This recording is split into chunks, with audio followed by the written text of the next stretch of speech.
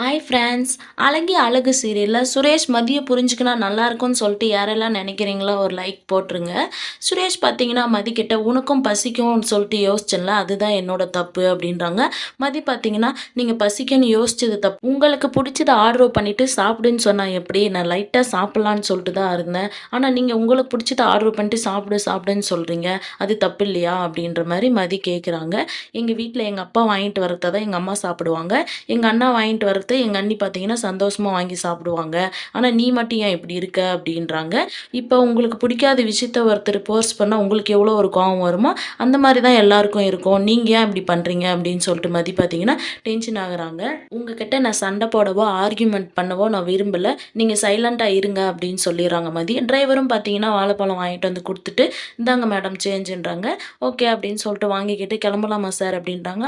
கிளம்பலாம் அப்படின்னு சொல்லிட்டு பார்த்தீங்கன்னா கிளம்புறாங்க. இங்கே வீட்டில் பார்த்தீங்கன்னா ராகவன், ராஜலக்ஷ்மி, பாக்கியராஜ் எல்லாம் உட்காந்து பேசின்னு இருக்காங்க. அப்போ மதியோட அப்பா அம்மாவும் வராங்க. பாக்கியராஜ் பார்த்தீங்கன்னா வாங்க மாமா, வாங்க அத்தை, நல்லா இருக்கீங்களா அப்படின்னு சொல்லிட்டு போயிட்டு கூப்பிட்டு வராங்க. இங்கே வந்த உடனே பார்த்தீங்கன்னா ராகவனும் ராஜலக்ஷ்மியும் அப்படியே ஒரு மாதிரியாக இருக்காங்க. மதியோட அப்பா அம்மாவும் பேசுகிறாங்க, நல்லா இருக்கீங்களா அப்படின்னு சொல்லிட்டு. வாங்க இந்நேரத்துக்கு என்ன வந்திருக்கீங்க அப்படின்றாங்க. மலர் பார்த்தீங்கன்னா மதியோட அப்பா அம்மா கிட்ட நல்லா இருக்கீங்களா அப்படின்னு சொல்லி கேட்குறாங்க. மதியோட அப்பா கிட்ட இப்போ உடம்பு பரவாயில்லைங்களா அப்படின்றாங்க. காஃபி எடுத்துகிட்டு வரட்டுங்களா அப்படின்றாங்க. அவங்க பார்த்தீங்கன்னா இல்லை வேண்டாமா அப்படின்றாங்க. இப்பயும் வேலைக்கு போயிட்டு இருக்கீங்களா அப்படின்றாங்க. ஆமாம் போயிட்டு இருக்கேன் அப்படின்ற மாதிரி மதியோட அப்பாவும் சொல்கிறாங்க. மதி வந்துட்டாலாம் அப்படின்னு சொல்லிட்டு மலர்கிட்ட கேட்குறாங்க. இன்னும் இல்லை அப்படின்றாங்க. உங்களுக்கு குன்னக்குடி போனது தெரியுமா அப்படின்னு சொல்லிட்டு பாக்கியராஜ் கேட்குறாங்க.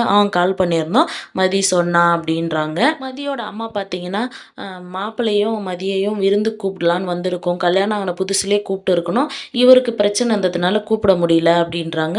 எப்போ விருந்து அப்படின்னு சொல்லிட்டு ராஜலக்ஷ்மி கேட்குறாங்க. ஞாயிற்றுக்கிழமை அப்படின்றாங்க.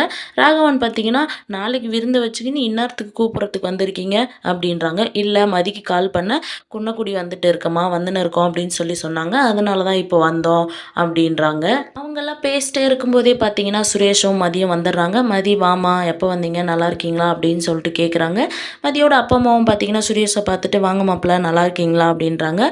நல்லாயிருக்கோம் அப்படின்னு சொல்கிறாங்க. பாக்கியராஜ் பார்த்தீங்கன்னா மதியோட அப்பா பக்கம் ஒரு சேர் போட்டு உக்காரு சுரேஷ் அப்படின்றாங்க. சுரேஷும் உக்காந்துட்டு நான் ஃப்ரெஷ்அப் ஆகிட்டு வரேன் அப்படின்னு சொல்லிட்டு போயிடுறாங்க. ஃப்ரெஷ்அப் ஆகிட்டு வந்த உடனே மதியோட அப்பா பார்த்தீங்கன்னா விருந்துக்கு வர சொல்லிட்டு போகலான் தான் மாப்பிள்ளை வந்தோம், நாளைக்கு வந்துடுங்க அப்படின்றாங்க. அதுக்கு ராகவன் பார்த்தீங்கன்னா அவனுக்கு லீவ் கிடைக்காது அப்படின்றாங்க. ஏன்ப்பா சுரேஷ் இன்னைக்கு லீவ் போட்டு நாளைக்கு லீவ் கொடுப்பாங்களா அப்படின்னு ராகவன் கேட்குறாங்க. சுரேஷ் பார்த்தீங்கன்னா இல்லைப்பா கொடுக்க மாட்டாங்க அப்படின்றாங்க. பாக்கியராஜ் பார்த்தீங்கன்னா கேட்டு பாரா எல்லாம் கொடுப்பாங்க, இல்லைனா பர்மிஷனில் வாடா அப்படின்றாங்க. மதியோட அப்பா பார்த்தீங்கன்னா நாங்கள் அப்படியே போயிட்டு தங்கராஜ் சாரை கூப்பிட்டு போகிறோம் அப்படின்றாங்க. ராகவன் பார்த்தீங்கன்னா அவர் இருக்கிற பிஸியில் அவரெல்லாம் வரமாட்டார், எதுக்கு அவரை போய் சும்மா கூப்பிட்டுக்கினேன் அப்படின்றாங்க. அதுக்கு மதியோட அப்பா பார்த்தீங்கன்னா இல்லை அவரை கூப்பிடணும், அவர் தானே இந்த கல்யாணத்தை முன்னே நின்று பண்ணி வச்சார், அவர் இல்லைன்னா எப்படி அப்படின்றாங்க. ராகவன் பார்த்தீங்கன்னா சரிடா சுரேஷ் நாளைக்கு நீ லீவ் போட்டுரு, இவங்க இவ்வளோ தூரம் கூப்பிட்றாங்க போகலன்னா நல்லா இருக்காது, போயிட்டு வந்துடு சுரேஷ் அப்படின்னு சொல்கிறாங்க. மதியோட அப்பா அம்மாவும் பார்த்தீங்கன்னா சரிங்க நாங்கள் கிளம்புறோம் அப்படின்னு சொல்லிட்டு கிளம்புறாங்க. மதியம் பார்த்தீங்கன்னா வழி அனுப்பி வைக்க போகிறாங்க. அப்போ பாக்கியராஜ் பார்த்தீங்கன்னா போடா சுரேஷ் போயிட்டு அவங்கள வழி அனுப்பிச்சு வச்சுட்டு வாடா அப்படின்றாங்க. ராஜலக்ஷ்மி பார்த்தீங்கன்னா விட்டு வேலை செய்யடா, அவங்க பெரிய ராஜ பரம்பரை, அவங்கள போய் வேறு வழி அனுப்பிச்சு வைக்கணும் அப்படின்னு சொல்கிறாங்க. சுரேஷ் அமைதியாக நின்று உடனே பாக்கியராஜும் மலரும் பார்த்தீங்கன்னா அவங்கள வழி அனுப்ப போகிறாங்க. இங்கே மதியோட அம்மா பார்த்தீங்கன்னா நாளைக்கு எல்லாம் வந்துடுவாங்கல்ல மதி அப்படின்றாங்க. தெரியலம்மா யார் வராங்க வரலன்றது, நான் வருவேன் கண்டிப்பாக அப்படின்றாங்க. என் கூட யார் வராங்கன்னு சொல்லிட்டு நான் காலையில் சொல்கிறேன் அப்படின்னு சொல்கிறாங்க. பாக்கியராஜும் மலரும் வராங்க. சரிம்மா பத்திரமா போங்க அப்படின்னு சொல்லிட்டு ஆட்டோ ஏற்றி விடுறாங்க. இங்கே மலர் பார்த்தீங்கன்னா மதிக்கிட்ட பேசின்னு இருக்காங்க. என்ன பின்னாடி ஒரே ஷீட்டில் உட்காந்து வந்தீங்க அப்படின்னு சொல்லிட்டு மதி பார்த்தீங்கன்னா நடந்த விஷயத்த சொல்கிறாங்க. இருந்தாலும் என்னை கொஞ்சம் கூட புரிஞ்சிக்கவே மாட்டாரு அப்படின்னு சொல்லிட்டு, சுரேஷ் ஒன்றும் அவ்வளோ கெட்டவனெல்லாம் ஒன்றும் இல்லை அப்படின்னு மலர் சொல்கிறாங்க. உங்கள் வீட்டுக்கார லெவலுக்கெல்லாம் இல்லை, ஆனால் இவர் கொஞ்சம் வித்தியாசமாக தான் இருக்கார், ஆனால் நான் கல்யாணம் பண்ணிக்கணும் இப்படியாப்பட்ட ஹஸ்பண்டும் கல்யாணம் பண்ணி போகிற வீடும் இப்படி இருக்கும்னு நான் கொஞ்சம் கூட யோசிச்சு பார்க்கல, ஆனால் இங்கே வந்து பார்த்தா ஒரு விசித்திரமாக இருக்குது அப்படின்னு சொல்கிறாங்க. மலரும் பார்த்தீங்கன்னா ஆமாம் நான் கல்யாணம் பண்ண வந்த புதுசுலே இங்கே எனக்கு ஆப்போசிட்டாக ஒரு விசித்திரமாக தான் இருந்தது, என்ன பண்ணுறது அவருக்காக கொஞ்சம் நான் அந்த மாதிரியே மாறிக்கினேன், அதே மாதிரி இப்போ ஒரு 6 வருஷமாக அந்த மாதிரி ஆயிடுச்சு அப்படின்னு சொல்கிறாங்க.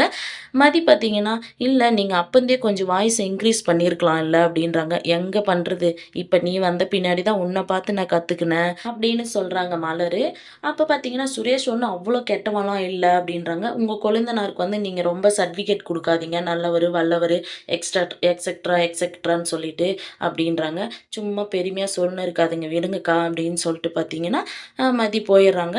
மலரும் பார்த்தீங்கன்னா ரூம்குள்ள போறாங்க. அங்க பாக்கியராஜ் இன்னும் தூங்காம இருக்காங்க. "ஏன் இன்னும் தூங்கலையா?" அப்படின்றாங்க. "இல்ல தூக்கம் வரலன்றாங்க" பாக்கியராஜ். "என்ன தாலாட்டு இது பாடணுமா?" அப்படின்றாங்க. "அப்படியெல்லாம் ஒண்ணும் இல்ல. வா உட்காரு கொஞ்சம் பேசணும்" அப்படின்றாங்க. மலர் பார்த்தீங்கன்னா, "ஏங்க நாளைக்கு மதியோட அம்மா வீட்டுக்கு அத்தை, மாமாலாம் வருவாங்களா?" அப்படின்றாங்க. "தெரியல. அவங்கள கொஞ்சம் கன்வின்ஸ் பண்ணி தான் கூட்டு போணும்" அப்படின்றாங்க. "நம்மளோட விருந்துக்கும் பார்த்தீங்கன்னா, எங்க அம்மா அவங்க கூப்பிடும்போது அத்தை, மாமா வரமாட்டேன்னு தான் சொன்னாங்களே ஞாபகம் இருக்கான்றாங்க." "ஆமா. அவங்கள கையில கால்ல விழுந்து கூட்டு போய் அங்க பார்த்தீங்கன்னா, டைனிங் ஹால்ல சண்டை புடிச்சுட்டு வந்துட்டாங்களே" அப்படின்றாங்க. "ஆமா. சரி நாளைக்கு சுரேஷ் வருவானா?" அப்படின்னு சொல்லி மலர் கேட்குறாங்க.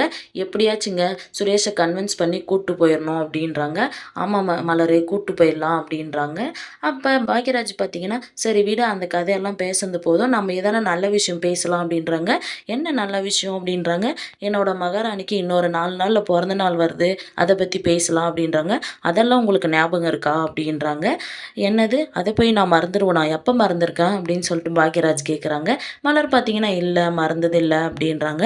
"சரி உன்னோட பொறந்த நாளுக்கு என்ன வேணும் சொல்லு மலரு" அப்படின்றாங்க. "எனக்கு எதுவும் வேண்டாங்க. சொல்லு மலரு கேளு. என்ன வேணும் சொல்லு வாங்கிக்கலாம்" அப்படின்றாங்க. "சரி நான் கேட்கறத நீங்க வாங்கி குடுப்பீங்களா?" அப்படின்றாங்க. "சொல்லு என்னோட பட்ஜெட்குள்ள சொல்லு" அப்படின்னு பாக்யராஜ் சொல்றாங்க. மலருக்கு பார்த்தீங்கன்னா, கோவம் வந்துட்டு "எனக்கு எதுவும் வேண்டாம்" அப்படின்றாங்க. "ஏன் மலரு என்னாச்சு? எதுக்கு வேண்டான்னு சொல்ற?" அப்படின்றாங்க. "நான் என்னைக்குங்க உங்களோட பட்ஜெட்டுக்கு மேல எனக்கு இது வாங்கி குடு, ஈசிஆர்ல பங்களா வேணும், கார் வேணும்னு சொல்லியா நான் உங்கள கேட்டுருக்கேன். இன்சென்டிவ் பணம் வந்ததுலயும் நீங்க புடவ வாங்கி குடுத்ததுக்கு, எதுக்குங்க இத வாங்கிட்டு வந்தீங்கன்னு சொல்லி நான் கேட்டுருக்கேன். ஆனா நீங்க என்னோட பட்ஜெட்குள்ள சொல்லுன்னு சொல்றீங்க" அப்படின்றாங்க. "ஏன் மலரு நான் சும்மா தான் சொன்னேன். கோச்சிக்கினியா? விடுமா" அப்படின்னு சொல்றாங்க பாக்யராஜ். "சரி என்ன வேணும் சொல்லு" அப்படின்றாங்க. அப்ப பார்த்தீங்கன்னா, "உங்களோட பைக்ல போணும்" அப்படின்றாங்க. "பைக்ல போறதா? நான் நெறைய டைம் கூட்டு போயிருக்கனே. நீங்க பகல்ல கூட்டு போயிருக்கீங்க. நைட்ல கூட்ன்னு போணும். நைட்ல ஜாலியா போயிட்டு வரணும். பீச்சுக்கு போணும். நைட்ல டீ குடிக்கணும். ஜாலியா இருக்கணும். ஊரே முக்காவாசி தூங்குனதுக்கு அப்புறம் இந்த ஊர் எப்படி இருக்குன்னு சொல்லி பார்க்கணும். அதுதாங்க என்னோட ஆசை" அப்படின்றாங்க. பாக்யராஜ் பார்த்தீங்கன்னா, "இதுதானே உன்னோட ஆசை. உன்னோட ஆசைய நான் நிறைவேத்துறேன். இதுக்கெல்லாம் போய் இவ்ளோ பில்டப் பண்ணிருக்க. உன்னோட ஆசை நிறைவேறும்" அப்படின்னு சொல்லிட்டு பார்த்தீங்கன்னா, பாக்யராஜ் தூங்க போயிர்றாங்க. அடுத்து எந்த மாரியான சுவாரஸ்யமான விஷயங்கள் நடக்குதுன்னு நம்ம அடுத்து வர எபிசோட்ல பார்க்கலாம். வெயிட் பண்ணுங்க.